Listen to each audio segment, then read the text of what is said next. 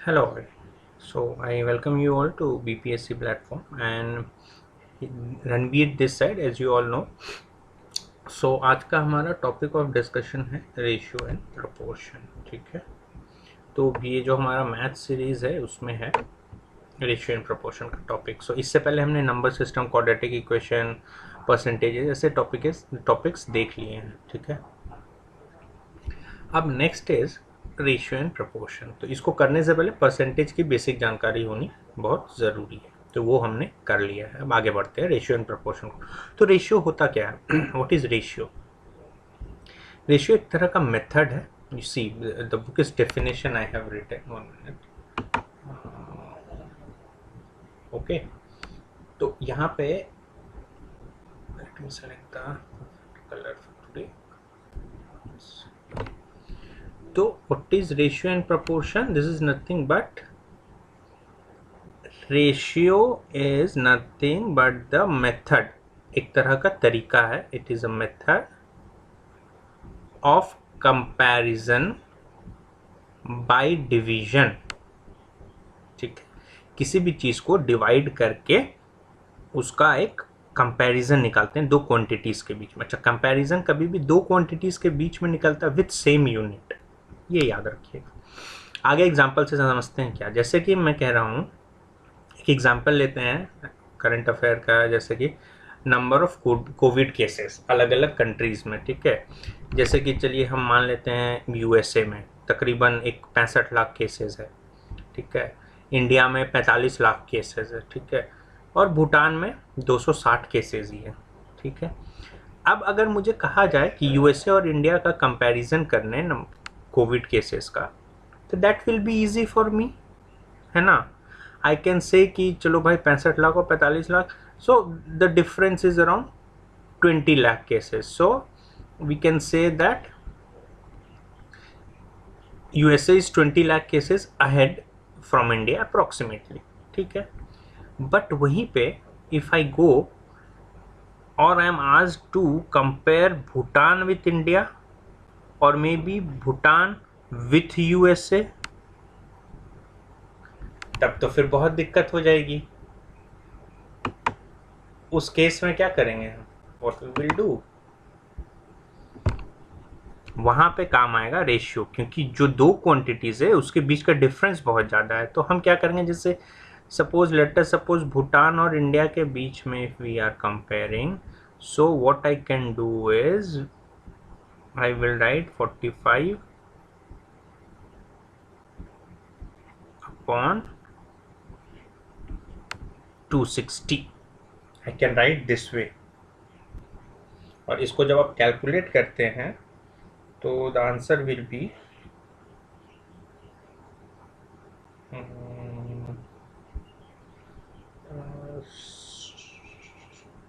should be somewhere around decimal number, somewhere around 1800 times something.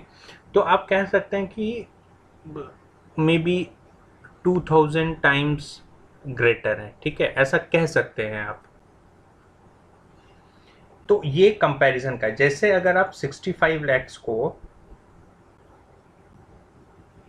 If we divide with 260, that is the number of cases in Bhutan. Bhutan का cases उतना ही है ना, तो अगर हम divide करेंगे तो हमको क्या मिलेगा? It will be somewhere around this is 65 upon 260. If you do you will get somewhere around 25k. ठीक है, approximately, and this is approximately 1800k. मैंने यहाँ पे 2000k लिया है. तो कहने का मतलब है कि इतना टाइम्स ज़्यादा है भूटान से यूएसए, या 2000 टाइम्स ज़्यादा है India in number of cases compare to Bhutan. यहाँ पे अगर आप माइनस करके कुछ लिख देते हैं कि 44,000, 4 लाख 49,000 समथिंग, तो दैट इज इररिलेवेंट. मतलब वो समझने के लिए अच्छा नहीं होगा. It's not a very optimised way of expressing. ठीक है, अब इसको एक और एग्जाम्पल से समझते हैं आगे, ठीक है। एग्जाम्पल क्या है कि एक घर, जो घर में हमारा हाउस लिजर्ड है दैट इज 20 सेंटीमीटर, और जो क्रोकोडाइल है, ठीक है, क्रोकोडाइल और लिजर्ड के बीच में हमको कंपैरिजन करना है। जो हाउस लिजर्ड है उसका क्या दिया हुआ है, दैट इज 20 सेंटीमीटर, ठीक है, और जो क्रोकोडाइल है दैट इज 4 मीटर। ना हमने यूनिट्स एंड मेजरमेंट में पढ़ा था पहले ही कि kilo, hecto, decametre, deci, centi, millimetre. So 1 metre is equals to 100 centimeter. So similarly 4 meter will become 400 centimeter, ठीक है। तो अब अगर डिफरेंस पूछा जाए कि क्रोकोडाइल कितना बड़ा है, तो first thing what you will do is 400 minus 20 कर दोगे, ठीक है, which will come somewhere around 380। ये एक तरीका है। अच्छा, एक और अच्छा जो ऑप्टिमाइज तरीका है, हम क्या करेंगे कि 400 को 20 से डिवाइड कर देंगे and this will come 20। So we can say crocodile is 20 times more in length when compared to the house lizard.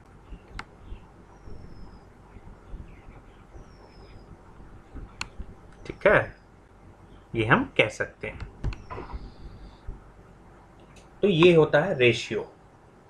अब कुछ एग्जांपल्स देखते हैं और समझने की कोशिश करते हैं। अभी देखिए, क्वेश्चन है कि in a class there are 50 students, ratio of boys to girl is 3:2, what is the number of boys and number of girls. तो हमको टोटल स्टूडेंट्स बता दिया है और उनका रेशियो बता दिया है, ठीक है। Now we need to find out the number of boys and number of girls. अब ये सिंपल है कि 3x plus 2x will be 50, so x becomes 10, therefore number of boys becomes 3x which is 30 and number of girls becomes 2x which is 20। अब इस नतीजे पे कैसे पहुंचे हम कि 3x plus 2x will be 50, ये क्यों होगा। तो अभी हमने देखा था कि हाउस लिजर्ड अपॉन क्रोकोडाइल का हाइट विल बी 20/1, ठीक है। तो ये 20/1 जो है, ये हमने सिंप्लीफाइड वे में लिखा था, तो जिस सिंप्लीफाइड वे से काटा था उसको इंटू क्या कर देंगे, इंटू x कर देंगे, ठीक है। सो अब अगर हम इसको जोड़ते हैं 20x plus x, this should be equal to 400 plus 20। समझ में आ रहा है? कहने का मतलब 21x इज इक्वल्स टू 420, 420। तो इससे हमको क्या समझ में आ रहा है, that x is equals to 20। अब इसको अगर यहाँ पे आप पुट करेंगे तो आपको मिल जाएगा कि एक 400 सेंटीमीटर का है क्रोकोडाइल और लिजर्ड जो है वो 20 सेंटीमीटर का है। इक्वेशन में 20x और x में पुट कर दीजिए। सो इसी के लिए हम लोग इस नतीजे पे पहुंचते हैं, 3x plus 2x is equals to 50। तो this is a very simple question. ऐसे क्वेश्चंस आते हैं एग्जाम में, आपको बनाना होगा, ठीक है। अब हम आगे बढ़ते हैं, नेक्स्ट क्वेश्चन देखते हैं विच इज वेरी इंपॉर्टेंट।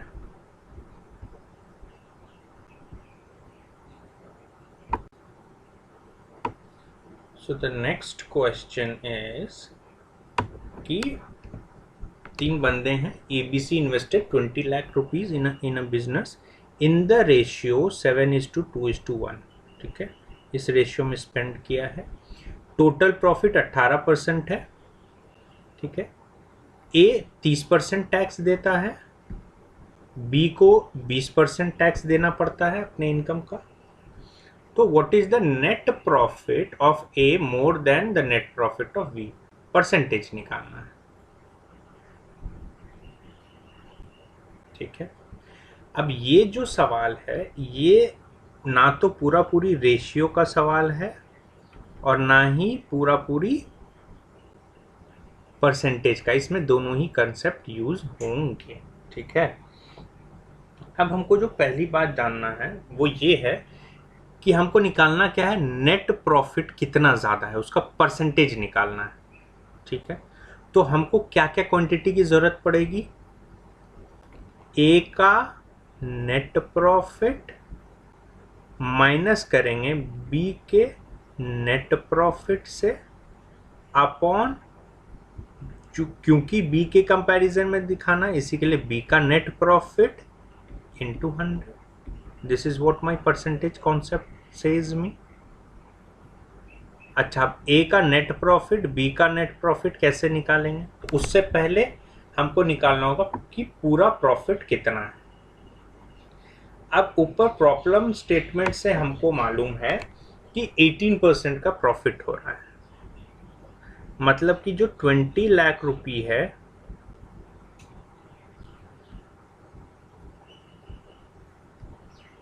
ये कुछ ऐसा होगा, चलिए कॉमा भूल जाइए, इट शुड बी 20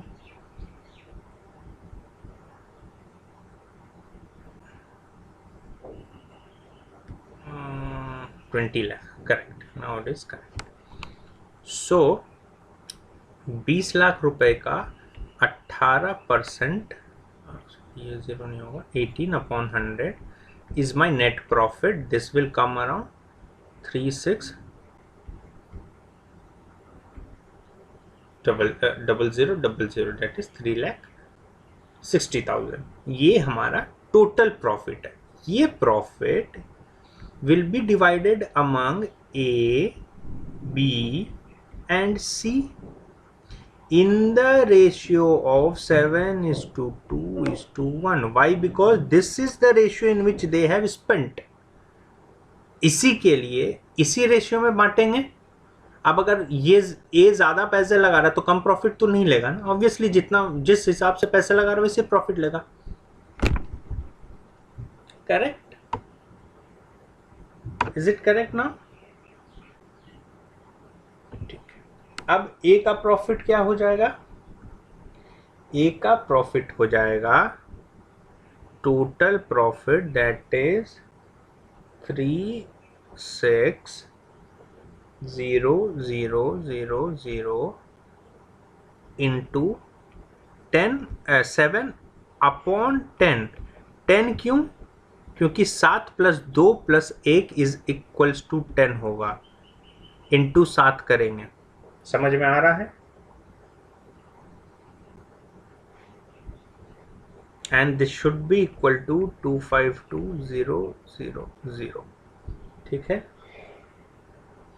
सिमिलरली ये एक वैल्यू आया, दूसरा वैल्यू क्या आएगा, बी का नेट प्रॉफिट कितना होगा, 36,000 into 2/10 and it should come